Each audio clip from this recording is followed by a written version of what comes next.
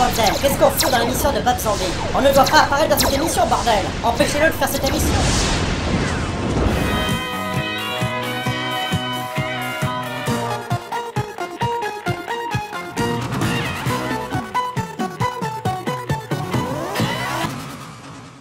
Bonjour à tous et revenons aujourd'hui sur la célèbre saga de science-fiction américaine qui fascine encore des millions de fans, près de 50 ans après sa création. Qui n'a pas entendu parler de Star Trek, qui fit quand même 79 épisodes de 50 minutes. Tout commençait par un petit speech. Espace, frontière de l'infini vers laquelle voyage notre vaisseau spatial. Sa mission, explorer de nouveaux mondes étranges, découvrir de nouvelles vies, d'autres civilisations, au mépris du danger, reculer l'impossible. Là-dessus, la musique si célèbre et si reconnaissable, accompagnait un générique ô combien kitschos, mais tellement mythique.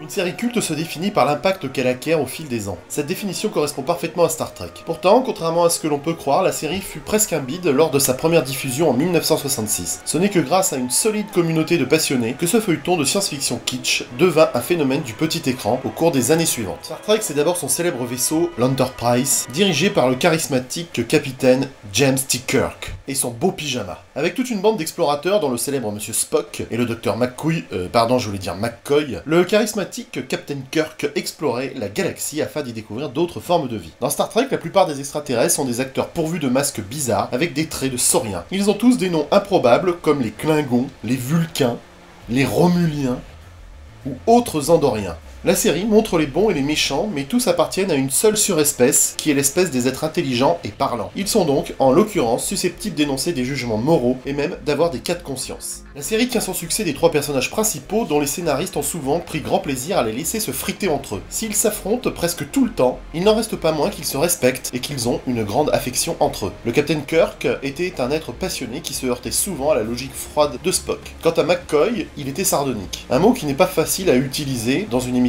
comme la mienne. De toute façon, comme personne ne la regarde, je m'en fous un peu. L'unité de la série, c'est surtout la présence de l'Enterprise. Pas d'épisode qui ne montre le poste de commande du vaisseau, où des humains liés par des relations d'obéissance et de pouvoir, mais aussi par le respect, coordonnent leurs efforts. Le symbole de cette coopération est la présence égalitaire d'hommes et de femmes, de blancs et de noirs, avec un extraterrestre à grande oreille. Spock, le Vulcain, trouve les humains bien sentimentaux, et parfois peu logiques. Encore un qui a fait des études en filière S.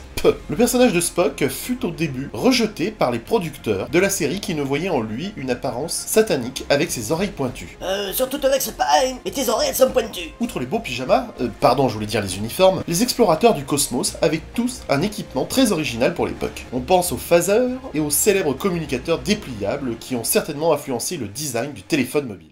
La série Star Trek était faite avec les moyens du bord, à grands coups de rochers en polystyrène et de monstres en latex. Le célèbre système de téléportation de la série a été inventé pour pallier un problème de budget. Les animations d'atterrissage et de décollage de navettes spatiales étaient trop chères. Mais au-delà de son aspect carton-pâte, Star Trek proposait un contenu plus profond que les autres séries, avec des thématiques toujours proches d'une démonstration philosophique interrogeant le spectateur sur l'humanité. Animée d'une foi profonde en cette humanité, la vision de la série était résolument optimiste. On ne peut que sourire aujourd'hui du caractère positif, humaniste et constructif de cette série. C'est quand même plusieurs fois que je dis le mot série en quelques minutes. En effet, dans Star Trek, l'humanité ne connaît plus de guerre ni de discrimination selon la couleur de peau ou bien la religion. Gene Roddenberry, le créateur de la série, imagine un futur dans lequel les planètes sont rassemblées au sein d'une fédération unie. Une vision utopique qui a exercé une forte impression sur les scientifiques qui ont créé la Station Spatiale Internationale ISS. La Fédération semble être une utopie pacifiste vers laquelle chacun devrait tendre. Si aujourd'hui on peut trouver cette vision naïve, en 1966, elle a fortement bousculé les esprits. Les États-Unis étaient en pleine guerre froide, enlisés au Vietnam, et certains États du Sud pratiquaient toujours la ségrégation. D'ailleurs, l'équipage multiethnique de l'Enterprise fit grincer pas mal de dents. Certaines chaînes du Sud refusant même de diffuser la série, car il était choquant qu'une femme noire ait un rôle aussi important dans une série. Gene Roddenberry, le créateur de Star Trek, croyait réellement en cette vision idyllique et ne cherchait aucunement à provoquer en mettant dans l'équipe un asiatique, un russe ou bien une femme afro-américaine. La série défraya aussi la chronique après la diffusion du premier baiser interracial de la télévision américaine. Dans un épisode, Kirk et Uhura échangent un baiser. Étrangement, ce fut surtout les encouragements que reçut la production. Les idées changeaient doucement, mais sûrement. De même, alors qu'on est en pleine guerre froide, le créateur de la série embauche un acteur avec un accent russe.